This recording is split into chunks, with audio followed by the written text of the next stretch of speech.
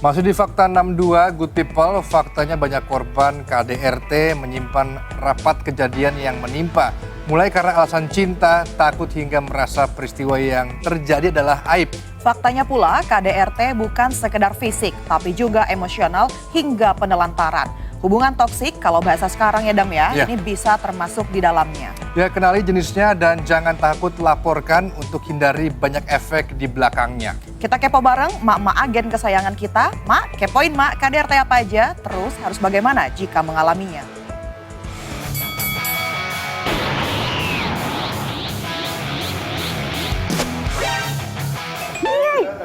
Ih, KDRT apa sih? Mau sweet kok. Ah, kalah. Masak hari ini. Menang, Pak. KDRT, Pak. Enggak lah. Tapi KDRT ini lagi marak ya. Banyak banget pemberitaannya nih. Mak jadi kepo. Ini amit-amit kalau mak jadi korban KDRT. Mak mesti gimana? Yuk, Good People, kita kepoin yuk. Cus.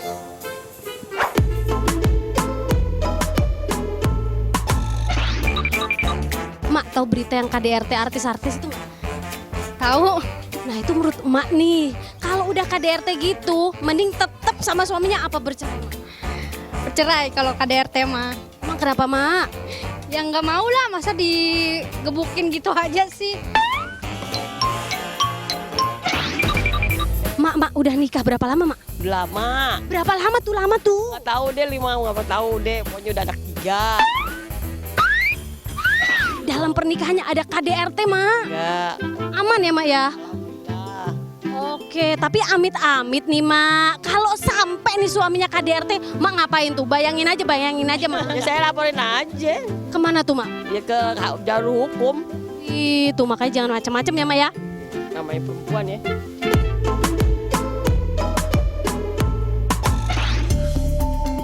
Mak lanjut kepo soal KDRT dan hasil kepoin datanya Kementerian PPPA sampai Oktober 2022. Ada 18.261 kasus KDRT di seluruh Indonesia. 79,5% korbannya faktanya adalah perempuan. Sering dianggap tabu atau bahkan aib keluarga. Banyak KDRT cuma disimpan rapat-rapat sama korbannya. Padahal KDRT itu pidana. Ada hukuman buat pelakunya.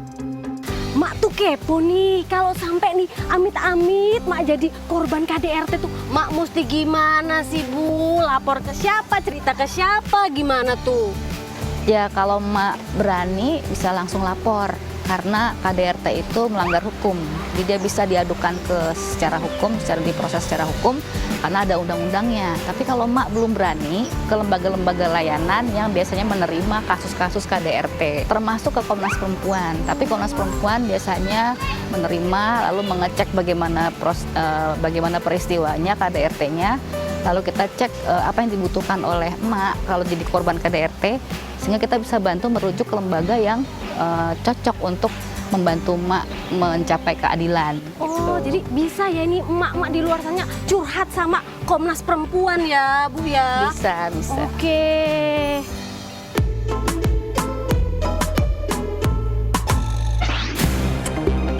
Nggak sedikit kasus KDRT berkelanjutan.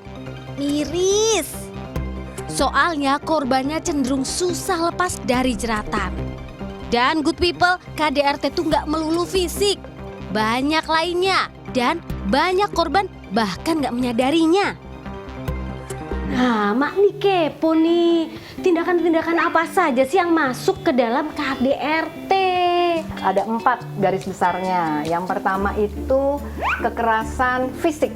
Nah itu paling ketahuan. Betul. Karena kan bonyoknya kelihatan ya, biru-biru, luka-luka. Yang kedua ini yang berat nih, berat tapi orang suka nggak ngerasa itu KDRT. Apa tuh? Kekerasan emosi. Misalnya dikata-katain, jelek lo, gendut lo gitu ya. Terus udah gitu direndah-rendahin, dipermalukan di depan umum. Kemudian yang berikutnya kekerasan seksual.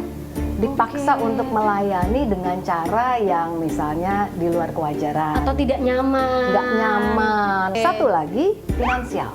ekonomi. Gimana? Jadi misalnya ya, istri dikasih kayak anak SD jajan harian, padahal duitnya banyak. Punya duit anggaran untuk bayar pembantu, bayar supir, dihemat-hemat banget. Istrinya mesti ngelayanin semuanya. Oh, itu termasuk KDRT, good people. Ini kalau tipsnya nih, korban KDRT mesti gimana sih? Yang paling penting adalah diri sendiri dulu, dikuatin. Ya, korban itu kan sebenarnya pilihan dirinya dia.